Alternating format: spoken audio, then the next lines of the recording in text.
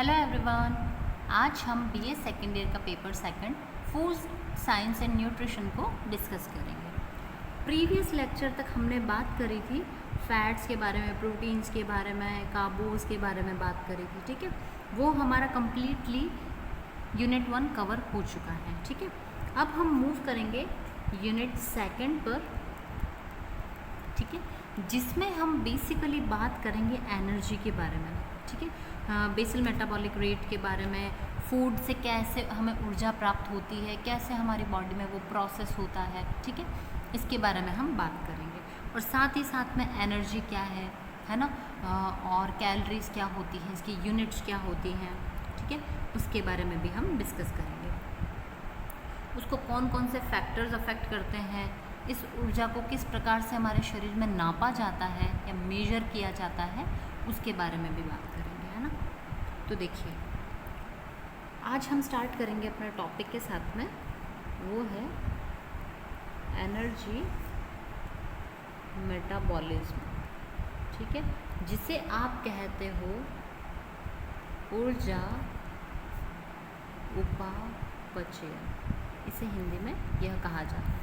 ठीक है, अब देखिए, कोई भी व्यक्ति है, इंसान है ना, उसके शरीर में क्या होता है, पूरे टाइम हमारी बॉडी के अंदर मेटाबॉलिज्म चलता रहता है। मेटाबॉलिज्म चलने का मतलब ये होता है कि आपके शरीर में ऊर्जा बन रही है, ऊर्जा इस्तेमाल भी हो रही है, ऊर्जा प्राप्त हो रही है। जो भोज्य पदार्थ है उसको टूट करके आपको कैसे ऊर्जा मिल रही है, वो कैसे स्टोर हो रही है, मतलब बहुत सारी चीज़ें होती है। ठीक है, अच्छा, इस ऊर्जा का जो वापस आपके शरीर में इन्वेस्टमेंट होता है ना, वो भी मेटाबॉलिज्म के अंतर्गत ही आता है। ठीक है, तो देखिए, हमारी बॉडी के अंदर मेटाबॉलिज्म प्रोसेस 24 आवर्स चलता रहता है, कभी भी नहीं रुकता है ना। हम चाहे रुक जाएंगे, सो जाएंगे, काम करते हुए बैठ जाएंगे, बट हमारी बॉडी हमेशा वर्किंग फेज में ही रहती है। ठीक है, तो देखिए, चाहे आप ऑफिस में काम कर रहे हैं, चाहे आप पढ़ाई कर रहे हैं, चाहे आप रूम में सफाई कर रहे हैं, खेलने के लिए गए हैं, कोई भी है, चाहे आप बीमार भी हैं, ठीक है, तब भी आपकी बॉडी के अंदर मेटाबॉलिज्म चलता है। ऐसा नहीं कि जब हमारी बॉडी बीमार होती है तो उसकी फंक्शनिंग को वो रोक देती है, ऐसा भी नहीं होता है। Still our body is functioning. ठीक है, अब देखिए, अब क्या है कि हम कोई भी काम करते हैं, है ना, जब हमारी बॉडी वर्किंग स्टेट में होती है ना, तब नहीं होती है, तब मेटाबॉलिज्म चलता है, हमें पता है। लेकिन जब हमारी बॉडी वर्किंग फेज में है, ठीक है, तो इसको क्या रिक्वायरमेंट होती है, एनर्जी रिक्वायरमेंट होती है। ऊर्जा की आवश्यकता होती है ना हमारी बॉडी को।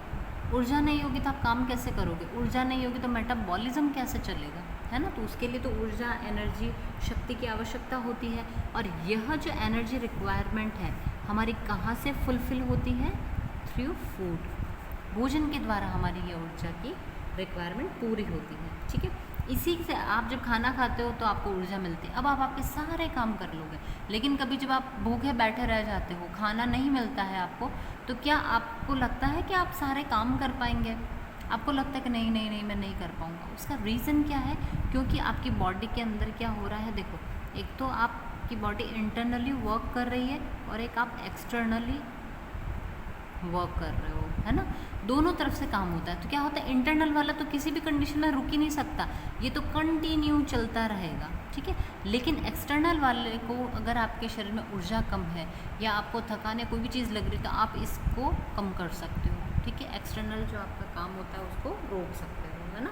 तो आप क्या करोगे, अगर आप रोज़ डेली के अगर आप 20 काम करते हो, ठीक है, तो किसी अगर ऐसी कंडीशन आती तो उस दिन आप क्या करोगे, उन काम को घटा करके 10 कर दोगे, 7 कर दोगे, 5 कर दोगे, है ना। आप आपकी वाली एक्सटर्नल एक्टिविटीज़ को कर सकते हो, लेकिन जो इंटरनल एक्टिविटीज़ है आप इसको नहीं रोक सकते हो, है ना। तो उसमें भी ऊर्जा की आवश्यकता है, इसमें भी है। तो हमने अगर बाहर काम कम किया ना, तो ये ऊर्जा हमारी यहाँ से जो कम होती है वो यहाँ पर काम आ जाती है हमारे शरीर को। ठीक है, अब देखो, जब आप सो रहे होते हो, है ना, एक तो ये आप वर्किंग फेज में हो, तब आपको एनर्जी रिक्वायरमेंट है, हमने कहा।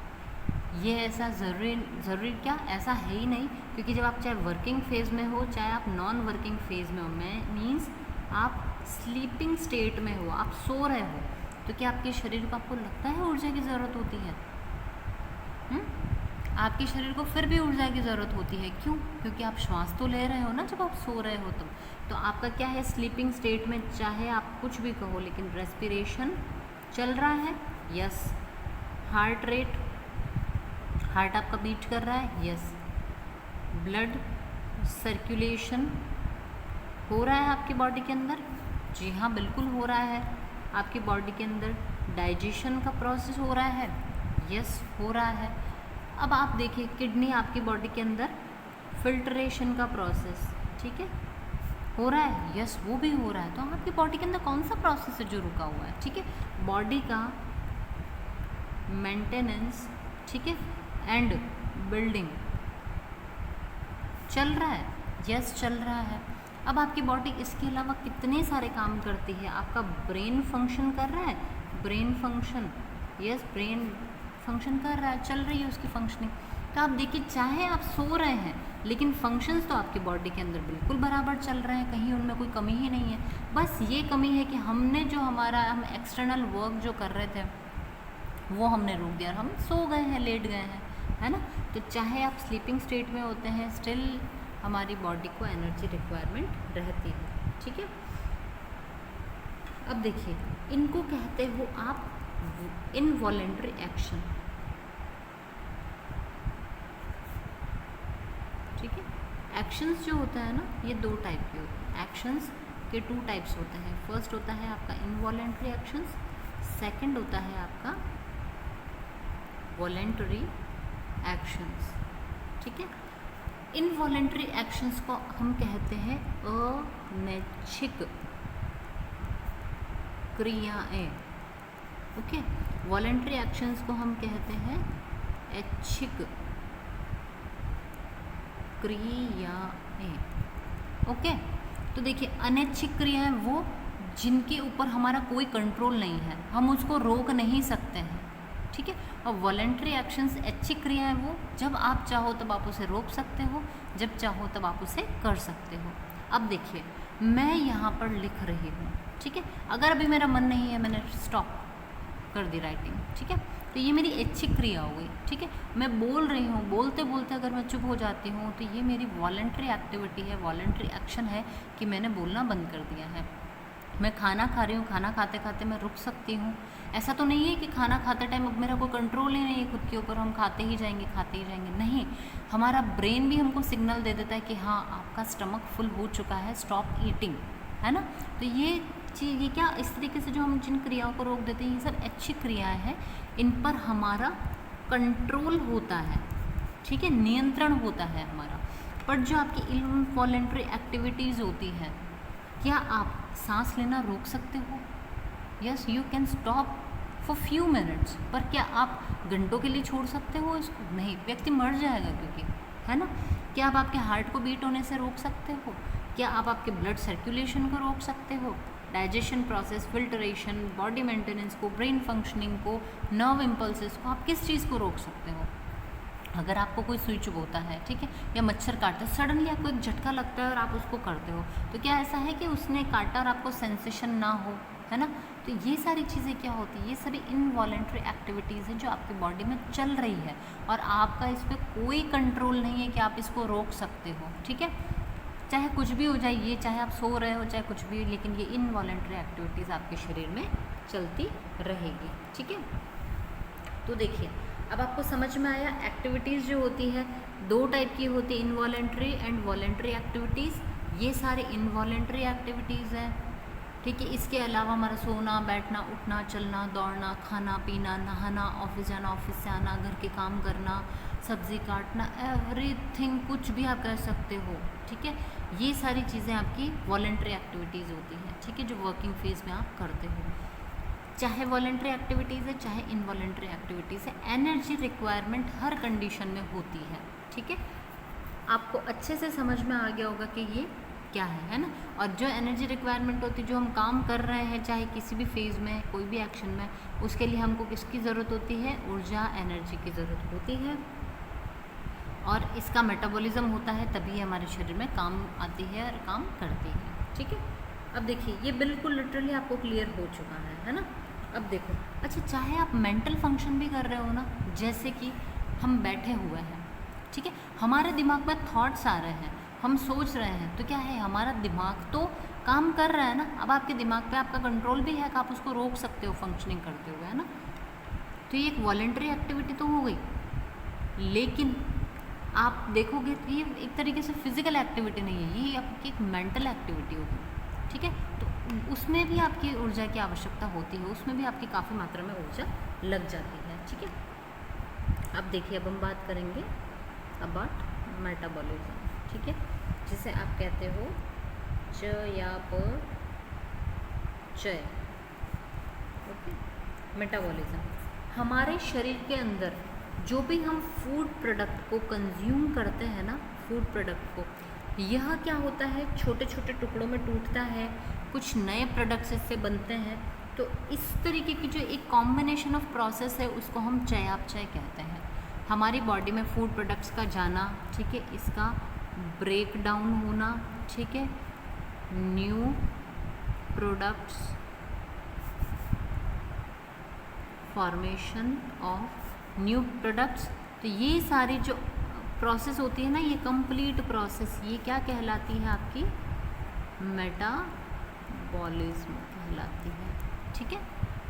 कॉम्बिनेशन ऑफ प्रोसेस होता है ना, टूटेगा या फिर नया पदार्थ बनेगा। अच्छा, ब्रेक डाउन भी होता है तो जुड़ते भी हैं, मतलब चीज़ें टूटती भी हैं तो चीज़ें जुड़ करके भी हमारे शरीर में बनती है, तो ये मेटाबॉलिज्म कहलाता है, ठीक है। अभी हम पढ़ेंगे इसके टाइप के बारे में भी कि जो मेटाबॉलिज्म हम बात कर रहे हैं, तोड़ना, जुड़ना, ये क्या चीज़ें होती हैं, ठीक है।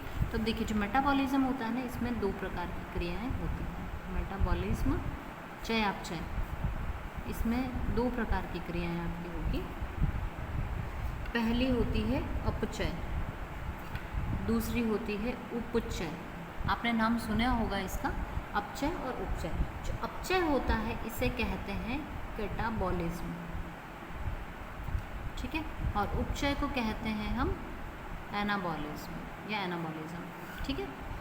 अब देखिए, जो कैटाबॉलिज्म होता है ना, इसमें बेसिकली क्या होता है, ब्रेक डाउन होता है। कोई भी फूड प्रोडक्ट हो, कोई भी सामान हो, कोई भी न्यूट्रिएंट हो सकता है, ठीक है, इसका बेसिकली ब्रेक डाउन ही होता है इसके अंदर, ठीक है। और ब्रेक डाउन होने से क्या होता है, जो आपकी बॉडी में कॉम्प्लेक्स प्रोडक्ट है, ठीक है, वो after break down simple product में या सिंपल कंपाउंड में या सिंपल फॉर्म में कन्वर्ट हो जाएगा, ठीक है। क्या होता है कैटाबॉलिज्म या अपचय में, बेसिकली ब्रेक डाउन होता है, जिसमें कोई भी कॉम्प्लेक्स प्रोडक्ट हो, उसका ब्रेक डाउन होने के बाद में वो सिंपल प्रोडक्ट में परिवर्तित हो जाता है, ठीक है। लेकिन हम जब हम बात करते हैं एनाबॉलिज्म, उपचय की, तो उसके अंतर्गत क्या होता है कि हमारे शरीर के अंतर्गत जो भी सिंपल प्रोडक्ट्स होते हैं ना, ये सब जुड़ते हैं, ठीक है, ये सब कलेक्ट होते हैं, जुड़ते हैं, ऐड ऑन होते हैं, और उससे क्या होता है, कॉम्प्लेक्स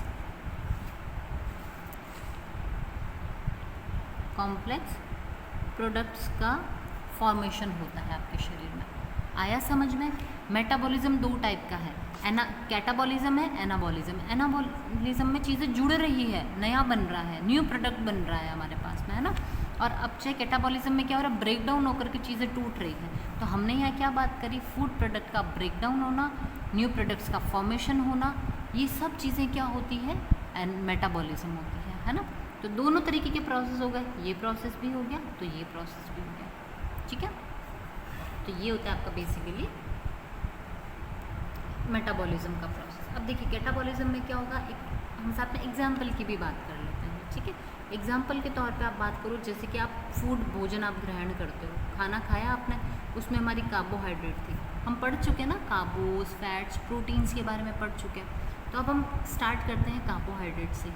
कार्बोज का जब पाचन होता है, डाइजेशन होता है, तो अल्टीमेटली ये किस में परिवर्तित हो जाती है, ग्लूकोज में कन्वर्ट हो जाती है ना। तो ग्लूकोज क्या है, सिंपल शुगर होती है ना। अब क्या है, ये तो हो गया आपका कैटाबॉलिज्म का process. When we talk about the anabolism process, इसमें क्या होगा कि जैसे कि आपके शरीर में बहुत सारी ग्लूकोज है, ठीक है, ग्लूकोज काम भी आ गई, अब आपके शरीर में ग्लूकोज बच गई, अब आप उसको कैसे क्या करोगे, तो ग्लूकोज तो स्टोर नहीं होगी हमारे शरीर में, तो ग्लूकोज में क्या होता है, बहुत सारी इस तरीके की ग्लूकोज आकर के मिल जाती है, ठीक है, और वो क्या करती है, आपने सुना है ना, ग्लाइकोजन का निर्माण, ठीक है। तो ग्लाइकोजन क्या है, एक कॉम्प्लेक्स कार्बोहाइड्रेट है, तो ये क्या करती है, ग्लाइकोजन में परिवर्तित हो जाती है। तो ये क्या हो गया, एनाबॉलिज्म, बहुत सारी ग्लूकोज आकर के जुड़ गई और एक प्रोडक्ट बना लिया, ये क्या है आपका एनाबॉलिज्म। और एक बड़ा प्रोडक्ट था जिसने टूट करके बहुत सारे छोटे छोटे प्रोडक्ट बना दिए, है ना, ये ग्लूकोज बना दी इसने इस तरीके से, तो क्या हो गया, यहाँ पर कैटाबॉलिज्म हो गया, ठीक है। तो एग्जाम्पल आपको टोटली क्लियर है कि मेटाबॉलिज्म क्या होता है, कैसे होता है, राइट। देखिए जो मेटाबॉलिज्म का प्रोसेस है ना, हमें पता चल गया कैसा है, तो देखिए उपापचय की जब बात करते हैं तो इसमें दोनों प्रोसेसेस होते हैं, अपचय प्लस उपचय, ठीक है, दोनों प्रोसेसेस इसमें होते हैं। Metabolism is equals to anabolism plus catabolism। तो कुल मिलाकर के मेटाबॉलिज्म का मतलब ही यही होता है जिसमें दोनों प्रोसेसेस होते हैं, अपचय और उपचय, दोनों प्रोसेसेस होने चाहिए, ठीक है। अब देखिए जो ह्यूमन बॉडी है ना, उसमें निरंतर दोनों प्रक्रियाएं चलती रहती है, ह्यूमन बॉडी में दोनों प्रोसेसेस चल रहे हैं, एनाबॉलिज्म भी चल रहा है, कैटाबॉलिज्म भी चल रहा है, लेकिन इसमें इतना ही अंतर है कि देखिए हर लाइफ का हमारा अपना एक स्टेज होता है ना, हर लाइफ स्टेज में अलग अलग प्रकार से जो मेटाबॉलिज्म होता है वो होता है, ठीक है। तो आप जैसे कि बात करो इन्फेंसी एज की, ठीक है, शेषवावस्था के समय, तो उस टाइम पर आप देखना बच्चे की बॉडी के अंदर जो एनाबॉलिज्म होता है ना, वो हाई रेट पर होता है, ठीक है, हाई रेट चल रही होती है एनाबॉलिज्म की। रीज़न क्या है, क्योंकि उसके शरीर में नई नई चीज़ों का निर्माण हो रहा है, उसके शरीर का निर्माण हो रहा है, बॉडी सेल्स बन रहे हैं, बॉडी टिश्यूज़ बन रहे हैं, बॉडी एकदम फ्रेश होती है बच्चे की, इसलिए, ठीक है। तो एनाबॉलिज्म क्या है, हाई रेट पर चल रहा है उस टाइम पर। अब आप बात करो चाइल्डहुड की, ठीक है, एडोलेसेंट की, ये जो स्टेजेस होती है इसमें भी एनाबॉलिज्म जो होता है वो हाई रेट पर ही होता है, ठीक है। अच्छा ऐसा नहीं कि बॉडी में कैटाबॉलिज्म नहीं हो रहा है, कैटाबॉलिज्म भी हो रहा है लेकिन उसकी लोअर रेट है, ठीक है, यहाँ पर भी है कैटाबॉलिज्म भी है बट है लोअर रेट पर है, ठीक है, और किसी किसी टाइम पे हाई रेट पर भी आ जाता है लेकिन एनाबॉलिज्म प्रोमिनेंट रहता है। अब हम बात करेंगे एडल्टहुड की, एडल्टहुड की, यहाँ पर अगर आप बात करते हो ना तो इस लाइफ स्टेज पर आते आते जो एनाबॉलिज्म और कैटाबॉलिज्म है ना, इनके रेट इक्वल हो जाती है, बराबर आ जाते हैं, जितना एनाबॉलिज्म हो रहा है उतना ही बॉडी में कैटाबॉलिज्म का प्रोसेस भी हो रहा है, ठीक है।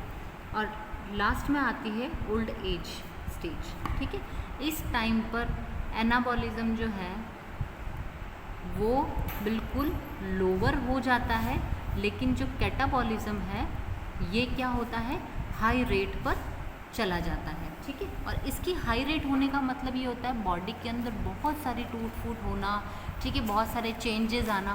तो आप देखते हो ना ओल्ड एज में लोगों की स्किन कितनी चेंज हो जाती है, लोगों का बॉडी स्ट्रक्चर चेंज हो जाता है, कम्प्लीटली आपको एक तरीके से डिफरेंट दिखने लग जाएगा ओल्ड एज पर्सन, है ना। और आप यही एक इन्फेंट को देखिए वो कैसा होता है, तो काफ़ी चेंजेस होते हैं शरीर के अंदर, और इसका बेसिक रीज़न क्या होता है, मेटाबॉलिज्म प्रोसेस होता है इसका कारण, ठीक है। तो एनाबॉलिज्म का रेट और कैटाबॉलिज्म का रेट हर लाइफ के स्टेज में अलग अलग होता है, ठीक है। जो हमारी बॉडी सेल्स हैं, ठीक है, इनके अंतर्गत मेटाबॉलिज्म जो है ये पूरे टाइम चलता रहता है, तो यह एक टाइप का क्या है, केमिकल प्रोसेस है जो आपकी सेल्स में टिश्यूज़ में कॉन्टीन्यूसली चल रहा होता है, ठीक है। अब देखिए जो इसकी हम बात करें, एक वैज्ञानिक थे जिनका नाम था लेवोजियर, ठीक है। यह फ्रांस के साइंटिस्ट थे। कहाँ के? फ्रांस के साइंटिस्ट थे। इन्होंने बताया था कि हम जो फूड कंज्यूम करते हैं, ठीक है, आप जो खाना खाते हो, भोजन करते हो ना, तो उसके ऑक्सीकरण के लिए, उसके ऑक्सीडेशन के लिए हमको ऑक्सीजन की रिक्वायरमेंट होती है, ठीक है। ये जो रिक्वायरमेंट होती है ना, यह ज़रूरी होती है। तो यह जो बताया था हमको, लेवोजियर ने बताया था, इसलिए इनको फादर ऑफ न्यूट्रिशन साइंस कहा जाता है, ठीक है। लेवोजियर को फादर ऑफ न्यूट्रिशन साइंस के नाम से जाना जाता है। इनको इसकी उपाधि भी दी गई थी, ठीक है। तो आपको समझ में आया कि इसके बारे में। अच्छा, इसके बाद में जो लेवोजियर थे, इन्होंने बहुत सारे साइंटिस्ट के साथ में मिल करके बहुत सारी रिसर्चेस भी करी, जिसमें इन्होंने नई नई चीज़ें इंट्रोड्यूस करी थी। जैसे कि व्यक्ति को ऑक्सीजन की रिक्वायरमेंट होती है, जब वो उसका फूड डाइजेस्ट हो जाता है, मेटाबॉलिज्म प्रोसेस हो जाता है, तो CO2 गैस भी बाहर निकलती है, ठीक है।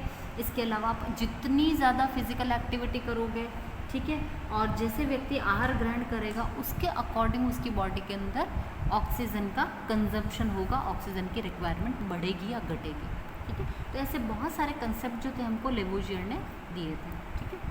देखिए, आज के लेक्चर में हमने बात करी एनर्जी मेटाबॉलिज्म के बारे में, कैसे होता है ये, बॉडी में कैसे प्रोसेस करता है, कितने टाइप का मेटाबॉलिज्म होता है ना। कमिंग नेक्स्ट लेक्चर में हम नए टॉपिक को डिस्कस करेंगे। Thank you.